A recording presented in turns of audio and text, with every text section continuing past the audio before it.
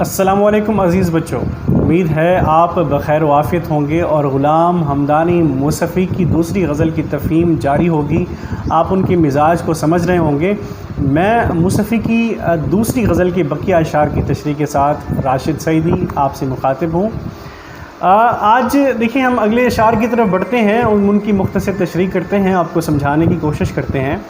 دیکھیں اگلا جو شعر آج ہمارا جو پہلا شعر ہے وہ یہ ہے کہ ابر کی طرح سے کر دیویں گے عالم کو نہال، ابر کی طرح سے کر دیویں گے عالم کو نہال، ہم جدھر جاویں گے یہ دیدہ گریاں لے کر۔ اچھا دیکھیں اس شعر کو سمجھنے کی کوشش کرتے ہیں، پھر اس میں کوئی اتنا بہت بڑا فلسفہ اس میں نہیں پوشیدہ، عام سا شعر ہے۔ دیکھیں ابر آپ کو پتہ ہے کہ بادل کو کہتے ہیں، ابر کی طرح سے کر دیویں گے عالم کو نہال، کر دیویں گے خود کی بات کر رہے ہیں، یعنی کہ ابر خود کو ابر سے بادل سے تشبیہ دے رہے ہیں، اور وہ جس طرح ابر عالم کو نہال کر دیتا ہے، سیراب کر دیتا ہے، سرسبز کر دیتا ہے، یعنی بھگو دیتا ہے، تو ہم ابر کی طرح سے عالم کو نہال کر دیں گے۔ ہم جدھر جائیں گے یہ دیدہ گریاں، بھئی یہ بہتی آنسو بہاتی آنکھوں کے ساتھ ہم جدھر جائیں گے عالم کو سیراب کر دیں گے۔ اب دیکھیں اس میں ہم سمجھنے کی کوشش کرتے ہیں۔ دیکھیں ہمیں پتہ ہے، ہم نے گزشتہ اشعار میں دیکھا ہے کہ جو آنسو ہوتے ہیں یہ ہمارے غم کے وفور کی علامت ہوتے ہیں۔ وافر مقدار میں جب غم ہوتا ہے، دکھ ہوتا ہے، کرب ہوتا ہے، تو اس کا اظہار ہم آنسوؤں کی صورت میں کرتے ہیں۔ تو اب یہاں پہ دیکھیں کہ جتنا جس کا غم ہوگا اتنا اس کے آنسو ہوں گے۔ تو یہاں پہ موسفی نے ایک ایسے شخص کی کیفیت بیان کی ہے کہ جس کا جو غم ہے وہ بہت زیادہ ہے، اور اس غم کا اظہار بھی اسی مناسبت سے بہت زیادہ ہے کہ ابر کی طرح سے کر دیویں گے عالم کو نہال، کہ جیسے بادل جاتا ہے برستا ہے، ٹوٹ کر برستا ہے، جل تھل کر دیتا ہے، تو ہم ایسے ہی کر دیں گے۔ یہاں پہ دیکھیں مبالغہ، بلکہ مبالغہ تو شاعری میں بطور صنعت بھی استعمال ہوتا ہے کہ صنعت مبالغہ کو آپ اس شعر میں دیکھ سکتے ہیں کہ شاعر خود کو یا کسی ایسے شخص کو بادل سے تشبیہ دے رہے ہیں جو اپنے غم سے بہتی ہوئی آنکھوں سے بھی اس کو دنیا کو جل تھل کرنے، انہیں نہلانے کی بات کر رہے ہیں کہ جدھر جائیں گے۔ اب یہاں پہ دیکھیں کہ آپ ایسے ہی بہت سے اشعار بھی ہمارے سامنے ہیں کہ ہم رونے پہ آ جائیں تو دریا ہی بہاتے ہیں، شبنم کی طرح سے ہمیں رونا نہیں آتا۔ لیکن رونے کی کیفیات مختلف ہوتی ہیں، کسی کے لیے رونا، مختصر رونا، کسی کے سامنے نہ رونا، تنہائی میں رونا، تھوڑا رو کر چپ ہو لینا، یا پھر رو رو کر ندیاں بہا لینا، تکیے خشک کر لینا، اپنے آستینے بھگو لینا۔ یہ تمام کی تمام رونے کی کیفیات ہیں، ہر کسی کے اپنی ذات، شخص اور غم کی کیفیت پر منحصر ہے۔ دیکھیں وہ اس کی آنسو کے عنوان سے نظم بھی ہے جاوید اختر کی، جو اب میرے اسی یوٹیوب چینل پر آنسو کے نام سے مل جائے گی۔ تو اسی آنسو کے فلسفے کو آپ سمجھ سکتے ہیں کیا نظریہ ہے کہ جاوید اختر کہتے ہیں کہ بھئی جو آنسو کسی بھی صورت میں کسی بھی واقعے کو سن کر ہماری آنکھوں میں آ جاتا ہے، تو کیا یہ اس بات کا ثبوت ہے کہ ہمارے سینے میں حساس دل ہے جو کسی کی دلدوز داستان سن کر ہمارے آنکھوں میں آ گیا ہے؟ پھر وہ بتاتے ہیں کہ نہیں، ایسے ہوتا ہے کہ جب بھی کبھی ہمیں دکھ ہوتا ہے تو دراصل یہ ہمارے دل اور آنکھوں کے درمیان فاصلے میں آنسو آ کے بن جاتا ہے، ٹھٹک جاتا ہے، رک جاتا ہے۔ لیکن جب کبھی ہمیں کسی اور کی داستان سنتے، غم کی کہانی ملتے، تو پھر وہ آنسو جگہ پا کر ہماری آنکھوں سے بہہ نکلتا ہے۔ تو دیکھیں اب دیکھیں مثال کے طور پر آپ نے دیکھا ہوگا کہ بعض خواتین یا بعض مرد بھی جب کسی کے ہاں کوئی مرگ ہو جاتی ہے، کوئی فوت ہو جاتا ہے، تو جاتے ہیں اس جگہ پر اور وہ بہت دھاڑے مار مار کر رو رہے ہوتے ہیں، حالانکہ وہ جو فوت ہونے والا شخص ان کا کوئی سگا نہیں لگتا، اس سے کوئی ذاتی تعلق نہیں ہوتا۔ ہوتا یہ ہے کہ انہیں اس وقت موقع میسر آتا ہے کہ اس موقع پر وہ اپنے غموں کو بھی آنسو کے ذریعے بہا ڈالیں۔ کتھارسس کا نظریہ دیکھیں، کتھارسس بہت سے طریقوں سے ہوتا ہے، تزکیہ نفس کہتے ہیں اسے، تو رونا بھی کتھارسس ہی کی ایک شکل ہے۔ تو تزکیہ نفس کرنے کا انہیں موقع مل جاتا ہے رونے کے ذریعے۔ اور یہاں پہ مبالغہ دیکھیں کہ جہاں جائیں گے بھی دریا بہا دیں گے۔ اور یہ ایک شعر یہ بھی سنیں کہ اشک جب امٹیں کسی بے کس کی آنکھوں سے ندیم، کہ اشک جب امٹیں کسی بے کس کی آنکھوں سے ندیم، یوں لگا طوفان کی زد میں سمندر آ گیا۔ تو دیکھیں آنسوؤں کی بڑی قیمت ہوتی ہے۔ جب کہا جاتا ہے نا کہ یہ جو نمک ملا پانی ہے کہ NaCl اور +H2O، تو یہ صرف یہ پانی نہیں ہے، اس میں جتنے جذبات کی ندیاں ہیں اس میں بہہ رہی ہوتی ہیں، انسان کے کرب ہوتے ہیں جو نکل رہے ہوتے ہیں۔ تو آنسوؤں کی بڑی قیمت ہوتی ہے۔ تو یہ تو اور بات کہ جس کے لیے آنسو بہائے جا رہے ہیں اس کو بھی اندازہ ہو جائے، لیکن یہاں پہ مصفی نے ایک ایسے شخص کی کہ درد کا، غم کا وفور بیان کرنے کی کوشش کی، خاص قرینے سے کہ جہاں جاؤں گا آنسوؤں کے ذریعے نہلا دوں گا بادل کی طرح، یعنی غم بہت زیادہ ہے، وہ جس عہد میں جی رہے ہیں وہاں پہ غموں کی فراوانی ہے، خوشیاں نام کو نہیں ہیں۔ تو دیکھیں ایک ہمیں آپ کے پاس کیفیت سامنے آ گئی اس شعر کی تشریح، امید ہے کہ آپ کر لیں گے۔ اگلے شعر کی طرف آتے ہیں کہ پھر گئی سوئے اسیران قفس باد صبا، خبر آمد ایام بہاراں لے کر۔ اچھا دیکھیں اس چیز کو، اس شعر کو ذرا کچھ طریقے ہیں، کچھ پیمانے ہیں، سمجھنا پڑے گا، اس شعر کی کچھ گرہ ہیں جنہیں کھولنا لازم ہے۔ پھر دیکھیں پھر گئی، دیکھیں پھر گئی کا مطلب ہوتا ہے کہ پہلے بھی جاتی رہی ہوگی۔ کون گئی؟ باد صبا، صبح کی جو ہوا ہے وہ باد صبا جو ہے وہ گئی، کدھر گئی؟ جہاں جاتی رہتی ہے۔ کہاں جاتی رہتی ہے؟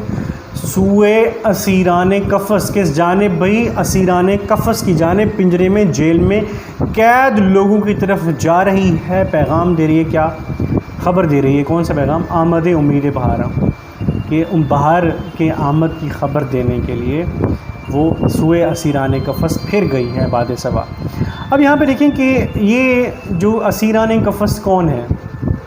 کیا اس سے مراد وہ پرندے ہیں جنہیں انسان پکڑ کر ڈال دیتے ہیں اس کی جانب پنجرے میں، یا کوئی اس سے خاص شخص مراد ہے، انسان مراد ہے جو کسی خاص کوشش میں، کاوش میں، کسی تحریک میں، کسی جد و جہد کی صورت میں جا کے جیلوں میں قید ہو گئے؟ وہ جد و جہد آزادی بھی ہو سکتی ہے، وہ ظلم کے خلاف کسی کا اٹھ کھڑا ہونا بھی ہو سکتا ہے، ظلم کے خلاف آواز اٹھانا بھی ہو سکتا ہے، ظلم کے خلاف قلم چلانا بھی ہو سکتا ہے۔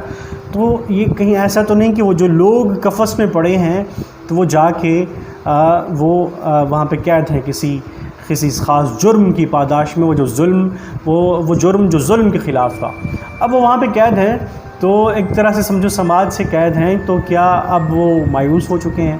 کیا انہیں اب کسی چیز کی پرواہ نہیں ہے؟ کیا انہیں چیز اب کوئی خوشی نہیں پہنچا سکتی؟ تو اس وقت وہاں پہ ان کی ایک رفیق جو ہوتی ہے، ان کی جو ساتھی ہوتی ہے، جو ان کی خیر خواہ ہوتی ہے، وہ کی ہوتی ہے، وہ باد صبا، کہ وہ جو باد صبا ہوتی ہے وہ جا کے ان کو پیغام سناتی رہتی ہے، وہ ان کو خبر پہنچاتی رہتی ہے۔ تو دیکھیں ہم اہل قفس تنہا بھی نہیں، ہر روز نسیم صبح وطن، ہم اہل قفس تنہا بھی نہیں، ہر روز نسیم صبح وطن، یادوں سے معطر آتی ہے، اشکوں سے منور جاتی ہے۔ تو باد صبا ان کے پاس آتی ہے خبر لے کر، یادیں لے کر، ہر ایک جھونکا ٹھنڈی ہوا کا پیغام دیتا ہے انہیں، اور وہ اپنی یادیں معطر لاتی ہے۔ اب یہاں پہ دیکھیں کہ یہ خیر خبر آمد ایام بہاراں سے کیا مراد ہے؟ اس قرینے کو جب ہم سمجھیں گے تو پھر شعر ہم پہ کھلے گا۔ دیکھیں جس جد و جہد کے لیے کوئی قید ہوا، قفس میں پڑا ہے، تو اس جد و جہد کا کیا بنا؟ کیا انہوں نے جو شمع جلائی تھی اس شمع جلا کے اسے مشال کی صورت لے کے آگے بڑھنے والے مل گئے ہیں، یا وہ شمع جو ہے ان کے ساتھ ہی بجھ گئی ہے؟ وہ جو تحریک انہوں نے پودا لگایا تھا وہ جب مسلا گیا ہے، کچلا گیا ہے، یا وہ درخت بننے کی طرف گامزن ہے؟ کیا انہوں نے جس تحریک کی بنا ڈالی تھی اس کا کوئی پھل پھول لگنے والے ہیں، اس کی کوئی صورت بننے والی ہے یا نہیں؟ دیکھیں یہی خبر لے کر آ گئی ہے باد صبا ان اہل قفس کی طرف، سوئے اسیران قفس کی طرف، کہ بھئی بہار آنے والی ہے۔ وہ جو جس کے لیے آپ نے بیج بوئے تھے اب وہ درخت بننے والے ہیں، پھولوں کے کھلنے کا موسم آ گیا ہے، کہ اب وہ موسم آ گیا ہے کہ اگر وہ تحریک آزادی کی بات کریں، اے خاک نشینو اٹھ بیٹھو، وہ وقت قریب آ پہنچا ہے جب تخت گرائے جائیں گے، جب تاج اچھالے جائیں گے۔ اچھا یہاں پہ ایک سوال یہ ہو سکتا ہے کہ مصفی کی جو دور میں کہاں سے تحریک آزادی اٹھ کھڑی ہوئی تھی، یہ کس شعر کو کہاں تھوپنے کی کوشش کی جا رہی ہے؟ دیکھیں دراصل آپ دیکھیں کہ دلی میں مصفی کا آنا جانا رہے، وہاں پہ دلی بھی ان کا وطن تھا، لکھنؤ بھی وطن تھا۔ اب یہاں پہ دیکھیں آپ کو پتہ ہے کہ 1897 میں دلی کو تاراج کرنے کی کوشش کی گئی تھی، شاہ عالم کی آنکھوں میں زہریلی سلائیاں پھروائی گئی تھیں، اندھا کر دیا گیا تھا، اور اس وقت جو غلام قادر روہیلا وہاں پہ جو حملہ آور ہوا تھا، اب اس کے بعد دیکھیں 1803 میں اس کے پیچھے بھی انگریز تھے، اور 1803 میں تو بھئی دلی پر باقاعدہ قبضہ کر لیا تھا انگریزوں نے، تو کیا اس وقت کی تباہی کا دکھ مصفی کو نہیں ہوگا؟ جس غم کو پورے ہندوستان نے بھگتا، کہ مصطفی کو نہیں ہوا ہوگا وہ دکھ؟ تو اگر دکھ ہوا ہوگا تو کیا اظہار کی کوئی صورت نہیں پنپ سکتی ہے؟ پنپ سکتی ہے. ٹھیک ہے بھائی، شاعر وہاں پہ باقاعدہ مجاہد نہیں ہو سکتے، اور اس وقت اس کی کوئی صورتحال بھی نہیں تھی کہ اٹھ کھڑے ہوئے اور بھائی مجاہدین وطن اور لڑنے پہنچ گئے، بم باندھ لیا، ایسا نہیں تھا. تو اسی وقت کرب کی صورت، یہی شاعری کی صورت میں اپنے کرب کا، اپنے دکھ کا اظہار بھی تو ہو سکتا تھا نا. تو اس کو میں تو کہوں گا اسی تناظر میں سمجھنے کی کوشش کی جائے. پھر گئی سوئے اسیران قفس باد صبا، خبر آمد ایام بہاراں لے کر. اور بڑھتے ہیں آخری اس غزل کے مقطع کی طرف، آخری شعر کی طرف، کہ مصطفی گوشۂ عزلت کو سمجھ تخت شہی، کیا کرے گا تو ابس ملک سلیماں لے کر. اب یہاں پہ پھر دیکھیں یہ مصطفی یہاں پہ بھئی تخلص آ گیا، اور اس کو پہلے تو مفہوم اس کا دیکھ لیتے ہیں نا کہ بھئی اے مصطفی، تو اس گوشۂ تنہائی کو، گوشۂ عزلت کو کسی بادشاہ کا تخت سمجھ کے بھئی تو بیکار میں ملک سلیماں لے کر کیا کرے گا. تو دیکھیں جیسے کہ پچھلے بھی چند اشعار میں یہ ہمیں اپنے قارئین کو مصطفی ہیں قناعت کا درس دے رہے ہیں، مطمئن ہونے کا درس دے رہے ہیں. تو یہاں پہ بھی یہ کچھ ہے کہ انسان کو حرص و ہوس سے دور بھگانے کی ایک اچھی دشا دکھانے کی کوشش کر رہے ہیں. کہ اب دیکھیں کہ انسان کی، پہلے تو دیکھیں مصطفی نے پہلے بھی بتا دیا، اب بھی اس میں بتا دیا کہ بھئی انسان کی زندگی تو مختصر سی ہے، کہ لائی حیات آئے قضا لے چلی چلے، اپنی خوشی نہ آئے نہ اپنی خوشی چلے. کہ عمر دراز مانگ کے لائے تھے 4 دن، 2 آرزو میں کٹ گئے 2 انتظار میں. انسان کی یہ جو کیفیت ہے یہی کچھ ہے. بلکہ ہستی کا اعتبار تو یہی ہے بقول میر تقی میر کے، ہستی اپنی حباب کی سی ہے، یہ نمائش سراب کی سی ہے. تو بھئی دھوکے کی زندگی میں کیا دی لگانا، اور جس جیل میں یہ سراب زندگی ہے، دھوکہ ہے، تو اس میں بھی کیا بڑی خواہشیں پالنا، کیا بھئی ملک و ملت چھیننے کی باتیں کرنا، بھئی تخت چھین کر اس پہ بیٹھنے کی باتیں کرنا. اب یہاں پہ دیکھیں اس میں آپ کو تلمیح بھی نظر آ گئی. ملک سلیماں حضرت سلیمان علیہ السلام کی سلطنت، کہ جس پہ وہ سلطنت میں صرف انسان نہیں تھے، انسانوں کی سلطنت نہیں تھی، جنات ان کے تابع تھے، پرند چرند درند سب ان کے تابع تھے. تو ایسی بھئی بڑی سلطنت لے کے بھئی تو ایک عام سا شخص، بھئی ایک فقیر، ایک تصوف کی طرف گامزن شخص، ایک مختصر سی زندگی کے حامل شخص، تو کیا کرے گا؟ جو تجھے ایک گوشہ عزلت مل گیا ہے، کونا مل گیا ہے، تو اسی کونے میں بیٹھ آرام کا سانس لے. کہ بھئی اب تو کیا کرے گا بس بیکار میں تو ملک سلیماں لے کر کیا کرے گا. یعنی انسان کو قناعت کا درس دیا گیا ہے کہ ایک، حالانکہ دیکھیں یہ جو خیر شعراء کا بھی کمال ہوتا ہے کہ شاعر ان کا اطمینان کا کرینہ یہ ہوتا ہے کہ اپنی فکر کی دنیا میں جو فینٹیسی لینڈ ہوتی ہے وہ ظاہری دنیا سے بھی بڑی ہوتی ہے. اب دیکھیں غالب کا ایک شعر دیکھیں نا کہ ایک کھیل ہے اورنگ سلیماں میرے نزدیک، ایک بات ہے اعجاز مسیحا میرے آگے. تو آپ اس جو شعر میں، مصطفی کے اس شعر میں یہ بھی کہہ سکتے ہیں کہ شاعر کو اپنی تخیلاتی سلطنت، بھئی قتل و خون سے بھری کسی بڑی سلطنت سے، ظلم و جبر کی سلطنت سے یا خوابوں کی سلطنت سے، انہیں وہ اپنی فینٹیسی لینڈ زیادہ بہتر نظر آتی ہے، اور اسی میں وہ خوش رہنے کی کوشش کرتے ہیں. اور اس میں یہ بھی ہے کہ انسان کو بھی اس عارضی دنیا سے زیادہ دل لگانے کے بجائے اخروی زندگی کی تیاری کی طرف بھی ترغیب ملتی ہے، کہ اس دنیا کو بہتر بنانے سے بہتر ہے کہ ہم اس دنیا میں ایسے کام کر لیں کہ ہماری اخروی زندگی بہتر ہو پائے. کہ اسی مصطفی گوشۂ عزلت کو تخت شہی سمجھ رہے ہیں.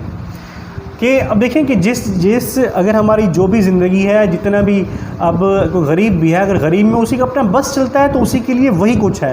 اور اگر آپ کو کسی بڑے ملک کا وزیر اعظم، صدر یا کوئی بھی سربراہ بنا دیا جاتا ہے، لیکن آپ سے آپ کی آزادی چھین لی جاتی ہے، تو پھر آپ کے لیے کرب ہوگا. وہی سلطنت ہو سکتا ہے آپ کے لیے بھی، اگر آزادی اس میں نہیں ہے، اطمینان نہیں، ہو سکتا ہے آپ کے لیے کرب کا باعث ہو. تو ہم نے مصطفی کی اس غزل کے بھی 3 اشعار کی تشریح کو سمجھنے کی کوشش کی. ہم آگے بڑھے. اس طرح ہم نے سال دوم کی اردو میں موجود شیخ غلام حمدانی مصطفی کی دونوں غزلیات کی تشریح کی، ان کے اشعار کی تفہیم کی، سمجھنے کی کوشش کی. میں امید کرتا ہوں کہ ان باتوں سے آپ کو تھوڑا سا اس کی تشریح کرنے، اس کو پھیلانے، ان کو آگے بڑھانے، حوالہ دینے، ان کو سجانے، مزین کرنے کا فن بھی آ گیا ہوگا، گر آ گیا ہوگا. اور آپ اس قابل ہوں گے کہ آپ اپنے پیپروں میں بھی اس کو اچھے طریقے سے آپ لکھ کر اپنے ممتحن کو مطمئن کرنے کی احسن کوشش کر پائیں. اگر پھر بھی اس حوالے سے کسی قسم کا مسئلہ ہو، کسی شعر کی تشریح میں دقت ہو، تو آپ کمنٹ سیکشن میں پوچھ سکتے ہیں. میں حاضر ہوں آپ کا جواب دینے، آپ کے اطمینان لانے اور آپ کو مطمئن کرنے کی کوشش کرنے کے لیے۔